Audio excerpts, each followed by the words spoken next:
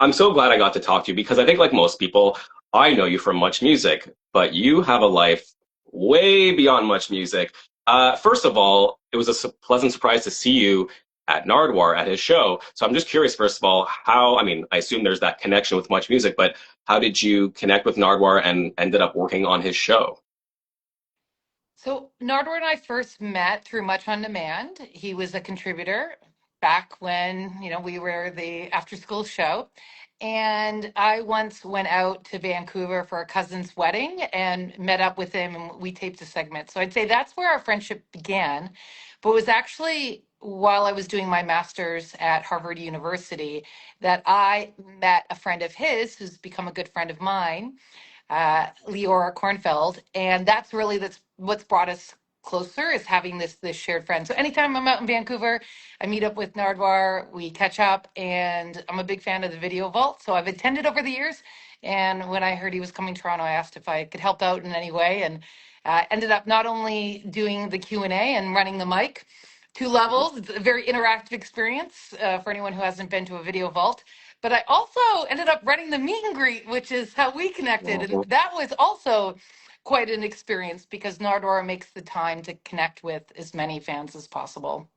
Yes, which I really appreciated. Also, the fact that he had to run backstage himself to get an extension cord because the light was messing. It was amazing. Yeah, yeah, he Um, is very DIY. And yeah. Leora is actually, I see here Oh, in the there you comments, go. also someone's recognizing, yeah, my Simon sweater. Absolutely. I'm a big fan of Simon. Speaking of Montreal, it's now at the Yes. Eaton Center. You'd think all I do is hang out at the mall. And yes, I like that. Can I say what was really interesting when I was working at Much Music? People were always surprised to see that I was like shopping at the regular stores on Queen Street. I remember once I was at, I think it was like Gene Machine or something, or Blue Notes, kind of one of these stores, and someone was commenting like, "I can't believe the BJ shop here." It's like, yeah, where else do we shop? Right. I do want to take it back way before Much Music when you were younger in high school because I want to know if because I believe you were in the debate club back in I the day. was. I was. I Did was that kind of propel you to your future roles? Did that help at all? For sure. Not only was I in the debating club, I was president of the Holy Cross Secondary School Debating Club. So I love debate. Before I was formally in debate club, I was in debate club at my family's kitchen table. So I've always been encouraged to use my voice. My mom, her family's from Belfast. The Irish are known to have the gift for the gab. My dad also loves a good debate, both sides of the family. So yeah, I've just come by it honestly. But of course, like my sport in high school was debate. It was Model United Nations. So I did a lot of public speaking from a young age. Amazing. I love that. And then, fast forward, you get a job at Sony Music, kind of at like the beginning of like, the web and online, you were an online content coordinator working with people like Celine Dion, Prozac. I actually spoke with James Brian McCollum recently. Oh, wow. And I'm curious because they then went on to work with B44. Was B44 there during your time there? Oh, yes. So a Yeah. very funny story. The leader of the NDP in Alberta, formerly the mayor of Calgary, Naheed Nenshi, has been known on Twitter, back when it was Twitter, to share how he knows me. And it's not through politics and it's not through TV. It's because before he was in politics, before I was in politics, before I was in TV, before he was in the media, he was a marketing professor and he had a textbook where there was a case study on the marketing plans of Before Four, which featured me. So actually, Naheed Nenshi knows me because of the marketing campaign that I developed for Before Four. Amazing. Yeah. Okay. Yeah, so I'm yeah, big part of the Before Four history, and actually through Twitter have stayed in touch a little bit with Ryan and Dan, the twins.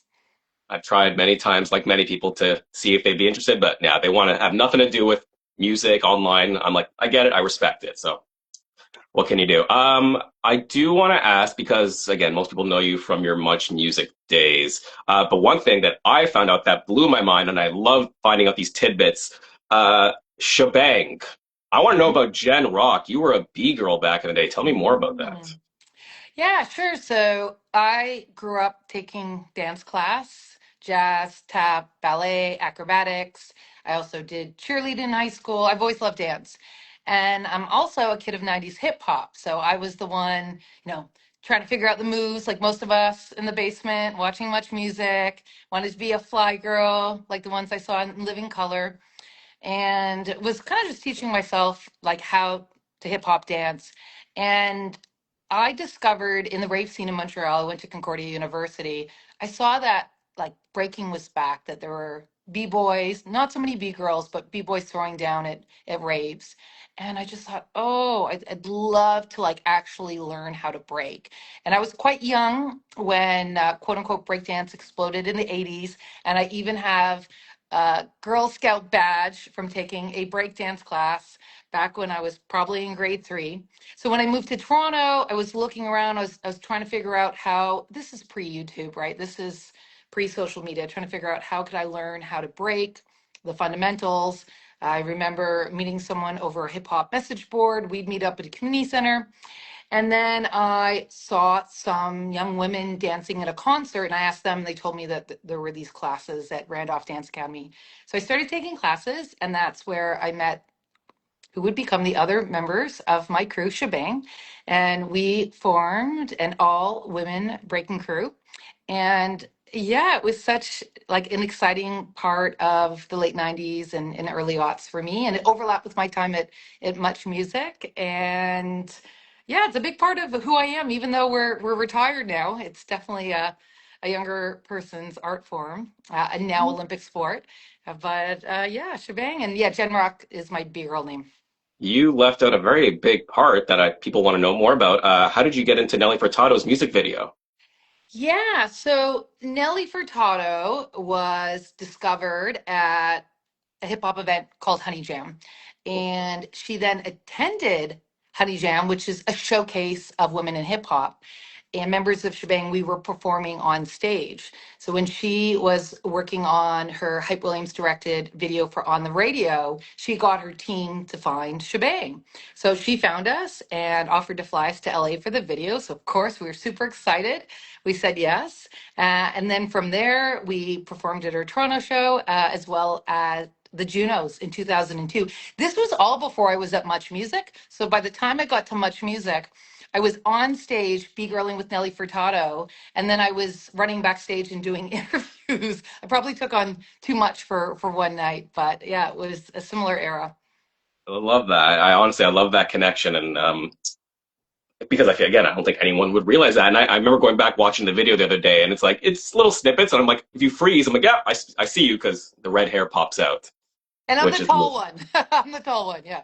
you're the tall one, exactly. Beyond again, much music. You've done so much. I know politics has played a huge role in your career. I actually do have a working title for if you ever come out with a biography. I want to call it From MP3 to NDP. Ooh, I like it. That's Right? playful. I like Not it. bad. I like it. You've done your research, yeah. A little bit. I want to ask, like, what was there a defining moment? Because there's two moments I believe you mentioned in the past where when you first started in journalism at Concordia, by the way, shout out Concordia, alum as well. You Oh, said great. your first assignment was covering the local election. I don't know if that was Pierre Bourque at that time. Was that in 97 or 94? So this would have been 1994, and this was the what I was covering was like the local NDG race. So these were like the local candidates running for city councilor. But I do recall it would have been the election where there were pick Nick signs all over the city, and that's Nick Oftemar, Do I know that? Melissa Oftemar. So that's an interesting connection to music. So a little Montreal politics. Yeah, yeah. So there Oh yeah, was that. yep. Sorry, I was gonna say, and then the other moment was when you interviewed Jack Layton in 2004 on Much. So I'm curious, Mhm. was one of those moments that really kind of spurred your political aspirations later on? For sure. So at Much Music, I not only got to interview music artists, but I covered social idiot issues from the perspective of a young person. And because we like know our audience loves pop culture, but also cares about the world around them. And actually, it's music that introduces so many of us to politics and the big issues of the day. So I covered Canadian elections, US elections. I went to Afghanistan in 2002 to do a documentary on youth and women in Afghanistan at the time. But it was covering the 2004 federal election where, working with the producer, we invited the leaders of all the political parties to join us for their own special. And you would think all the parties would say, yes, I get a sit down interview on Much Music, which at the time would have been your, kind of one stop studio to reach all of English Canada. And then you could do Music Plus for French Canada. But only two parties said yes, and that was the Green Party and the NDP. We ended up tracking down everyone else through scrums, like Jill Giuseppe at Music Plus. So we were able to get to them, but only two leaders spent the time with us. And I was really impressed with Jack Layton, not only because he made the time, but how he was engaging with the issues. And from my experience covering that election, it was clear to me that not only did the NDP value young people and saw them as voters and votes to court, but a lot of the issues that they had made a priority were issues that were resonating with me and our audience at the time. For example, student tuition, the environment, like issues that are maybe higher profile or more mainstream today. And he was a lot of fun. Like, I remember we had questions about his mustache. Okay. Did he talk about like his favorite like music or anything?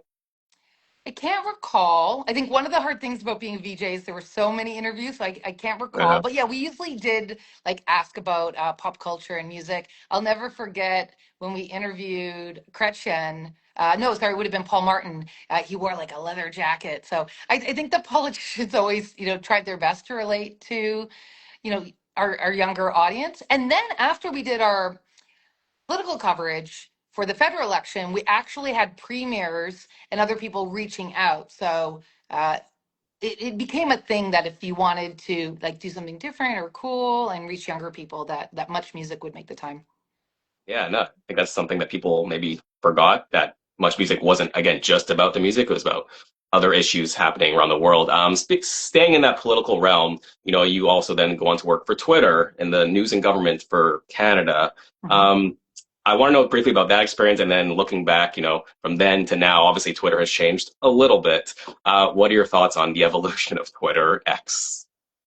So I was one of the first people, at least in my circles, to start calling it X because I see them as two different platforms. So I know some people are resistant to call it X because it's like it's Twitter. It's like it's actually not. It's a totally different culture and experience. And also because a lot of the work that I did and my colleagues did, it was destroyed and people were let go. So when I was working at Twitter, specifically Twitter Canada, from 2016 to 2018. I really believed in the platform. And my job was to work with news organizations and different levels of government, with journalists, with politicians, to get them on the platform and help them understand how to best use Twitter, how to like really like tweet in a way that would create engagement and reach people and ultimately improve journalism and improve politics. And yeah, I think it's the opposite now. I remember when Elon Musk took over Twitter, that if a journalist emailed Twitter or Elon a press request, they'd receive a poop emoji in reply.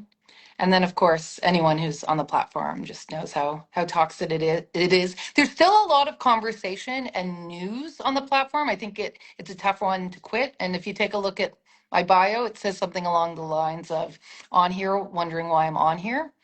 But Yeah. yeah, two very different companies and experiences, unfortunately. Twitter, especially Twitter in like 2009, 2010 was a lot of fun. And I think it really defined what's possible with community and having conversations with strangers and building social networks. And Yeah. now we're dealing with enshittification, a term coined by Canadian Cory Doctorow, and a lot of these apps are not what they started out as. Yeah. I would love to get your opinion on Bill C-18, the Online News Act. I'm sure you have lots of opinions on that. It's still enforced to this day in terms of, like I look, the walrus, like you can't see your Mhm. Instagram page, right? Yeah. Um, I just would love to know more. Yeah, I'm sure you have a lot of thoughts on that. Like, do you Yeah, agree with it? so yeah, the Online News Act, just for people who don't know, because not everyone knows or understands what happened in Canada, you're not able to share news on Facebook and Instagram. Now, if the Walrus runs a paid campaign, we can do that, and this is following the legislation. And Google, which was like also part of this legislation, they've decided to pay news publishers as a way to use their content. Unfortunately, at a time where there are so many like big events happening and so much news to be shared, I think it's a real shame that we can't share official fact-checked journalism, and instead people are then dependent on their friends, on sites that might look like news sites but aren't news sites. There's misinformation, there's disinformation, and then it's also confusing because a lot of us have friends outside of Canada. So, my Yeah. sister who lives in the US will try to share something with me. I'll say, I can't read it. She'll go, I don't understand. It's this censorship. So, my take on the Online News Act is it's clunky legislation that's 10, 15 years too late. Right now we should be really trying to figure out the AI News Act, for example. And because it's so reactive, I think that it gets a lot of things wrong. So it was an attempt to do something, but it's, yeah, definitely something that ultimately, the end of the day, it's Canadians who lose out. Well, hopefully, if you decided to run in politics again, you could make some changes, reverse something. I don't know. Yeah, no, no plans right now. I'm enjoying being No. back in media, but yeah, I mean, it's not an easy time to be a politician either. I just hope that Yeah. the legislation that's being considered for the tech companies reflects where we are today, rather than again looking at social media platforms and looking at news with ultimately something that's like been online and people have been engaging with for a decade. Yeah, absolutely. Again, we'll briefly go back to much because it's crazy how much power, not persuasion. It's just people I won't throw Influence, maybe influence. influence. I have Yeah, to say hi to Amanda. Thank you. You're saying I was one of your favorite VJs. Thank you. yeah. Just because again, and I've spoken to Strombo, and people like him and yourself weren't there for that. People don't realize weren't at much for that long, but because of their impact, that's what people know them for. So again, you were there for about 3 years, but just briefly talk to me about your experience. Working with the different VJs and why, in your opinion, you think it had so much influence on the culture. So I started as a fan. I grew up watching Much Music. We didn't always have cable in my house, so sometimes I would go to my friend's house and then we got cable, but I loved coming home from school and turning on Much Music because that's how I was learning about new music, new artists. At the time, again, shout out, I always say Marshall McLuhan is my patron saint. The medium is the message. The Yep. music video was really the pop culture experience at the time. So not only was it an introduction to new songs, new albums, but new genres of music, new fashion, new ideas, and music videos were like really pushing the limits of the day. It was really exciting. I mean, I'll never forget when I saw Smells Like Teen Spirit for the first time. I just thought, I don't know what this is, but I need to be a part of it. And Much Music offered that for so many people, just like MTV did as well. I think what really stands out for me is when I was a VJ, I got the chance to travel the country and meeting people in some of the smaller big cities, but especially in the smaller provinces. Like for them, Much Music is what connected them to ultimately like a big city, to sometimes the Canadian tour. Canadian tour can be Toronto, maybe Toronto, Montreal, Vancouver. The Canadian tour is not fully across Canada. I mean, I grew up watching, later dancing on Electric Circus before I was a VJ. So for me, it was living the dream. And also too, like I went to school and really built a career to be a broadcast journalist. So to do it at a station that I grew up watching and to be part of that evolution, that was a real honor. I have to ask. I heard you're a big, big New Kids on the Block fan. Do you have a Big. favorite song, favorite music video? Okay, hold on. Hold on. I'll Oh, bring you. I'll bring you. yeah. Bring me Yeah. something, please. So that's my favorite new kid. I know it's Donnie. I remember. Stop. Where did you get that? This is from high school. From your Still in the school? box. High school. Like this is my high Oh, school. This is my wow. high school Donnie Wahlberg doll. Still in the box. Yeah. I That's. have some that were out of the box, but as a collector, you always keep one in the box. Yeah. I assume you would never sell it.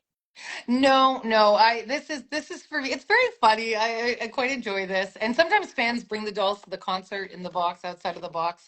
So Donnie's my favorite. Okay. And step by step, just because I have a lot of memories, Yeah. and even I got to interview Joey McIntyre at Much Music when I was coasting Much on Demand, and that was a really funny experience. So yeah, this, this is my favorite. If you like boy bands, you have to have a favorite. And if I had to pick, I love all my songs equally, but Step by Step stands out for me. Okay, I love that. I don't want to keep you much longer, but I do want to know because, again, for those who don't know, people know you as a Much Music DJ. But if you had a business card, it would be full. You could put like 10 plus titles. I'll just say again, worked for like every like TV station. You founded an app. You did volunteer work in Kenya. You are currently an executive director. You ran in politics. The list goes on and on. So my question to you is, what haven't you done and what would you still like to do in your life? Oh gosh. Well, I like doing things, and yeah, I if I have an idea or if there's something I want to pursue, I just like again, I'm interested in like learning how to break. Like then I just do it, or like even Much Music. I heard that there were auditions, so I went for it. So I think it's like very much an approach to life. Also, the media landscape has changed so much. That's definitely reflected in my career. Hi, Ivy. Oh, thank you. Nice to see you. Gosh, what do I want to do? I think at some point ahead, I'd like to relax and recharge. And actually, I did that after Much Music. I left Much Music to travel, and I would like to do more of that. So it's kind of that balance from when you're in career mode, especially when you're in media, the pace is really fast. So yeah, I'd love to take another break and to travel and reflect. I think it's really important to do that. Amazing. I love that. Just to end this or off topic, but have you been to a Mont Tremblant in Quebec You know snowboard? what? You'd think I would have been. No, when I was at Concordia, I was in the McGill Snowboarding Club because Concordia didn't have one. And McGill's like, yeah, come in. And we would actually snowboard for the most part in Vermont because the money was at par and we could go to J Peak. So yeah, Mhm. I'd still like to get out to Tremblant. I almost killed myself at J Peak once. Great time. Oh, I'm sorry to hear that. It's not your fault. Last thing, just because it was on my mind and I remember I wrote it down. Sure, Did you DJ at a pub back in the day in Montreal? I did. Where? Which pub? Mad Hatters. Oh, of course. That was the spot. I went to Dawson and then Concordia. So, Oh, okay. So you're a media kid if you went to Dawson then, because I feel like a lot of folks in Dawson were interested in media or arts. So I was terrible at school, so I didn't have many choices. So I had to take sociology, but I did journalism in Concordia after sociology. So I did like a 1 year intensive program and I really enjoyed that. I wish there was more, I did some hands-on stuff, like less theory, but it was a great experience. Yeah. I love it. Yeah. So for those who don't know, yeah, Mad Yeah. Hatters was, And I oh, think there are a lot of student-friendly pubs in Montreal where the food is cheap and the vibe is good. And, for me, I was trying to play music of the day, but also throwbacks and like kind of like mix and match. And if you can believe it, again, this really reflects, 1995 to 1997. I had records, I had tapes, I had CDs. I was really just mixing it around, and it was fun. Didn't get paid much, but got some free food. Would take requests, and yeah, like to actually DJ at a pub and have a regular night. That was again like beyond my wildest dreams.